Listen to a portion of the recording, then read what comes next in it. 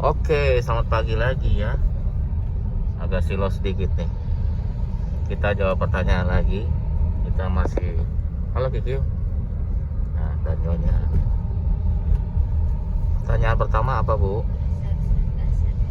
Nah, ini kita banyak yang tanya ya kayak gini nih. Fungsinya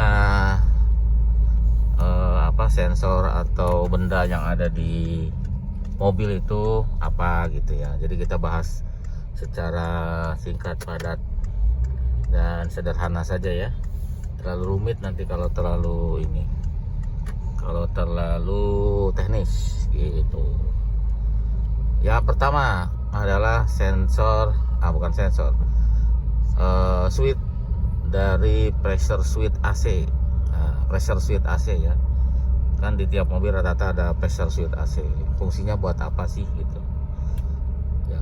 Kita bahas untuk yang tipe-tipe mobil agak sekarangan aja ya, dari 405 ke atas deh ya, Vision 405 ke atas. Mungkin mobil lain sama ya, karena kalau mobil dulu biasanya cuman fungsinya untuk ngedeteksi tekanan freon aja. Kalau nggak ada freon, dia akan matiin kompresor.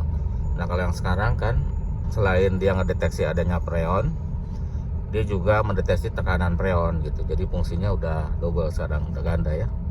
Jadi makanya rata-rata kabelnya ada yang 3, ada yang 4 gitu, karena fungsinya sudah double, nggak kayak mobil dulu hanya mendeteksi dari adanya freon ya. Jadi kalau ada freon, dia akan aktifin dari si kompresor AC. Jadi sebagai safety ya. Kalau sekarang pressure switch itu selain buat ngaktifin kompresor, juga dia mendeteksi tekanan dari freon supaya dia bisa mengaktifkan dari motor pen untuk yang putaran cepatnya ya, untuk putaran yang high pressure, untuk high speed ya. Jadi high speed itu dia juga high speed itu di trigger sama tekanan freon ya. Jadi kalau high pressure nggak jalan, coba cek tekanan freonnya, mungkin kurang itu ya. Oke, lanjut. Yang kedua adalah yang di mesin nih ya. Oke, yang di mesin tuh kan ada sensor juga, seperti map sensor. Map sensor itu adanya di manifold ya.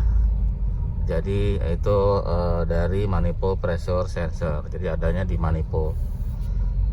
Nah, itu fungsinya map sensor itu untuk mendeteksi tekanan atau kevakuman yang ada di intake ya. Jadi di situ dideteksi sama dia.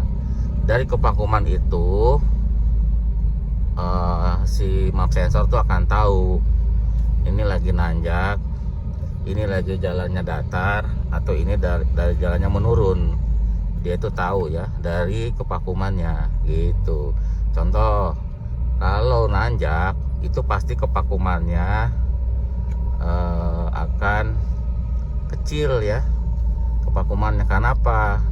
Karena si throttle-nya pasti lagi ngebuka, lagi ngegas. Jadi kevakumannya itu kecil. Dia tahu, oh ini lagi nanjak gitu ya. Atau lagi datar. Kalau datar kevakumannya sedang gitu, karena kecepatan mobilnya juga hampir seimbang dengan bukaan throttle. Nah, untuk turunan itu kevakumannya adalah besar, karena throttle-nya biasanya sedikit bukanya karena turunan, tetapi kecepatan mobilnya besar, makanya kevakumannya akan tinggi. Dia tahu, oh ini lagi turun gitu ya. Nah, nanti dia akan lapor ke ECU mesin untuk mengkoreksi dari bahan bakar, berapa yang harus dia semprotkan di injektornya itu, bahan bakarnya, pengapiannya berapa derajat dia harus nyala ya. Segitu ya, cukup segitu ya, nggak terlalu teknis. Itu untuk map sensor. Kenapa kalau map sensor rusak, knalpotnya akan ngebul, warna hitam atau baunya menyengat? Karena si ECU ngasih bensin yang maksimal ya. Jadi dia akan ngasih maksimal aja, soalnya dia nggak tahu dikasih minimal nanti lagi nanjak.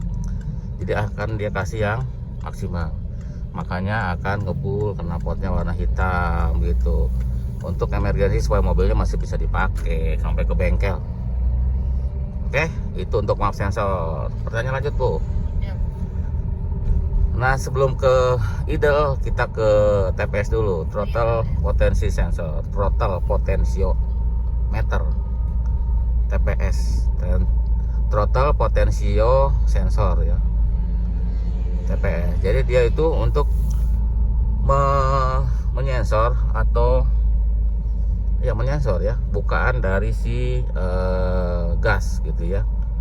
Nah kalau yang model yang dulu kan modelnya belum motorized, dia masih pakai bukaan gas di throttle. Nah dia disensor sama TPS itu ngasih tahu, oh bukaan ini throttle-nya lagi 10%, lagi 20%, lagi 50%, oh lagi full load, lagi 100% nih gitu. Nah dia akan kasih tahu tuh si throttle TPS itu ke ECU, ini bukaannya lagi 10%. Nah si ECU akan ngasih bensinnya 10% juga, contohnya gitu ya secara gampangnya. Ini lagi 100% nih, lagi full load nih, lagi full throttle gitu, lagi gaspol. Nah nanti si ECU ngasih bensin juga yang maksimal gitu ya. Kalau itu rusak gimana ya, ECU nggak tahu, dia akan ngasih bensin atau pengapian yang sembarang. Makanya nanti tenaganya agak berkurang ya, karena dia tidak pas antara bukaan dengan jumlah bensin gitu. Oke, itu secara gampang. Jadi pengaruh banget ke mesin ya. Ini pokoknya utama dah, harus dicek kalau itu. Terus apa lagi nanya? Oke, idle ya, idle control. Sebenarnya ini bukan sensor. Kalau idle control tuh hanya mengatur dari idle ya, langsam. Kalau bahasa dulu tuh langsam, diatur sama dia gitu. Dia punya patokan, pokoknya mesin itu harus 900 sampai 1000 rpm. Udah dia akan segitu aja. Orang pakai AC misalkan di-onin AC-nya cetek, tetap aja dia ngasih nanti dinaikin ya, kan pasti ngedrop tuh kalau pakai AC. Dia akan naikin lagi ke tadi ya, antara 900 sampai 1000 rpm gitu. Jadi itu aja butuh kontrol. Terus masang lampu sama juga, dia akan naikin RPM-nya biar nggak ngedrop. Atau power steering nih lagi diputar-puterin setirnya, dia perlu tenaga juga. Nah si idle juga akan menyesuaikan. Udah nyampe bengkel nih, itu dulu ya. Terima kasih, nanti kita sambung ke sensor yang lain besok.